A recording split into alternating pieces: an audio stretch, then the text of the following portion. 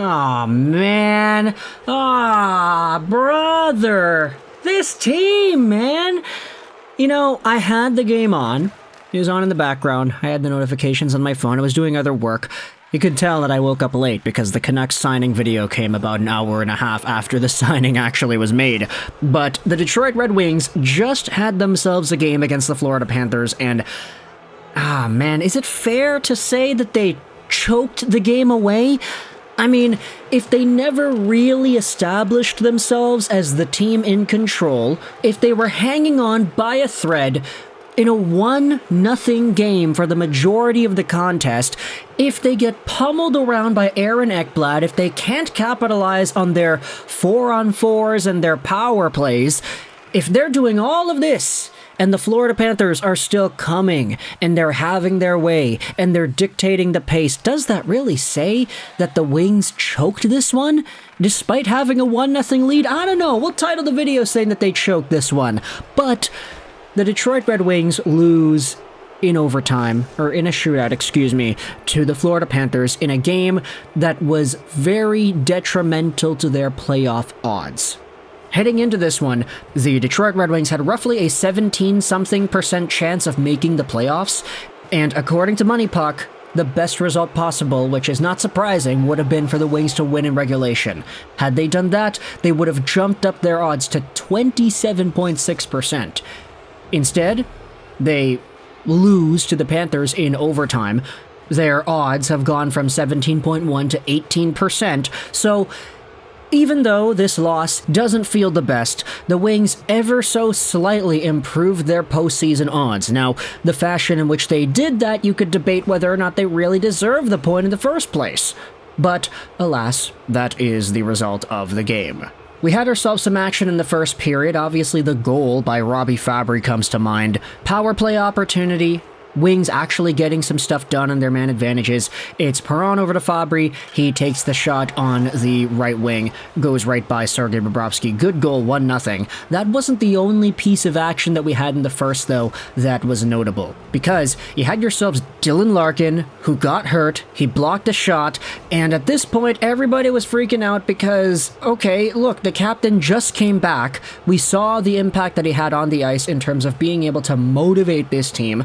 The team plays like dog water when he's out of the lineup, and what, he gets injured 30 seconds into the game, and it's from a shot from his own teammate. Like, the Wings and their luck, man. How does this even go through? Dylan Larkin missed a whole bunch of time in this game, and you could probably say he may miss a little bit more because he was limping. You could tell he was definitely in pain. He returned later on because the team kind of needed him to, but Dylan Larkin losing out on that guy in the first 30 seconds of the game, it's kind of a miracle the Wings were even able to get themselves a power play goal and make it 1-0 in general.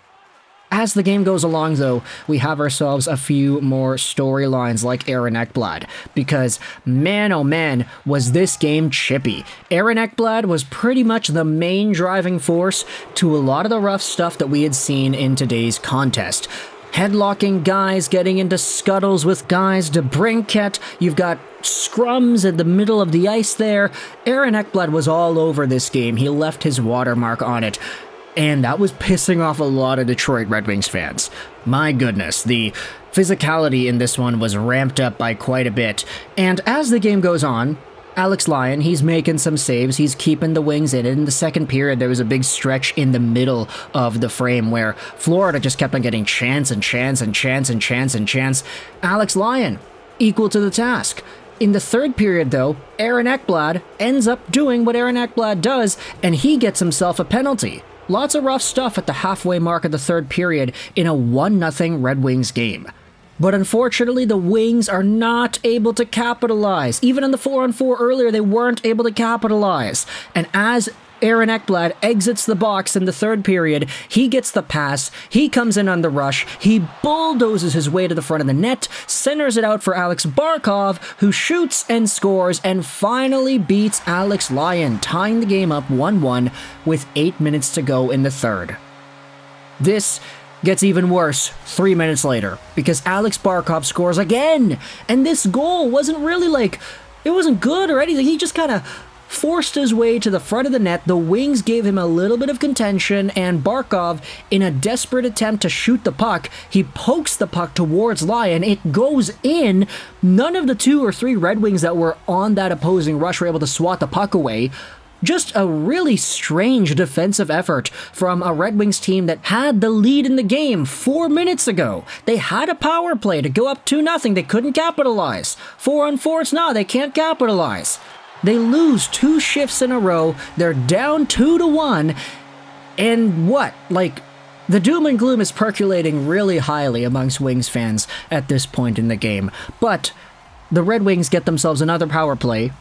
And this is where you see Dylan Larkin, who made his return to the game, by the way. Did we mention that? No, we didn't. But he ends up scoring on the one-timer on the side of the net there to tie the game up 2-2 with 4 minutes left, assisted by Kane and Gostisbehere. Larkin is pumped. The Wings fan base is pumped. Everybody is pumped because, hey, there is a very good opportunity here for the Wings to, at the very least, get themselves an overtime point. And they did. But in overtime, the Wings had a power play because Aleksander Barkov, hey, he got the stick in there. Ben Sherratt fell down. Detroit power play. This should be easy, right? 4-on-3 opportunity. Zone entries should be easy. Maintaining control should be easy. Guess what? The Wings can't even break into the zone properly. And Jeff Petrie is out there too. What's going on here? The Wings, like, I saw some people saying, you can tell the Wings don't practice their 4-on-3s. They don't practice their non-5v4s and non-4v5 special teams because the way they're moving around out there, they don't really have any plans. They don't know what they're doing. They don't score on the power play on the 4-on-3. It's 4-on-4 for the remainder of the overtime. It ends up going to a shootout. 3 shootout attempts that don't really look great, and the only goal comes off the stick of Sam Reinhart. And that's it. Florida Panthers win 3-2. They were down 1-0 with 8 minutes to go in the third period. They score 2, then they win in the shootout.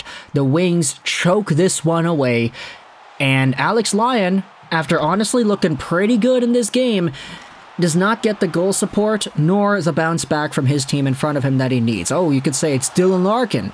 He wasn't there for a while, and the team's mojo suffered because of it. Like, yeah, that's still a problem, you know? Having one player determine the work ethic and ability of a team is not good. So having one guy absent from the lineup, I mean, yeah, he's the best player, but the team plays poorly when he's not in there. And even when he is in there, overtime, 4v3, power plays, they can't get it done when they need it the most. Sure, they got 2 power play goals in this one, but like, circumstantially, you can't look at this game and say that the Wings did as much as they could have. I don't know, like, what do you want me to do? What can we do? Derek Lalonde, buddy. Everybody's talking about Lalonde now. It's always about Lalonde. Oh, hire Fedorov, fire Lalonde, hire whomever else could coach this group of guys. And now everybody's pretty ticked off because when it comes to inspiring hope amongst a fan base, sure, they got a measly 0.9% playoff odds in their race here. But you know what would have been better? 10%. They had the chance, they just couldn't execute. So let me know your thoughts in the comment section below about the Red Wings losing this game 3-2 in a shootout to the Florida Panthers, getting bullied around by Aaron Ekblad and not capitalizing on the special teams they needed to capitalize on the most. What are your thoughts on the shootout? What are your thoughts on the way the team plays when they're on 4-on-3? And what are your thoughts on Alex Lyon? Because I thought he was pretty alright in this one. Thoughts in the comment section below. I hope you enjoyed this video. And bye.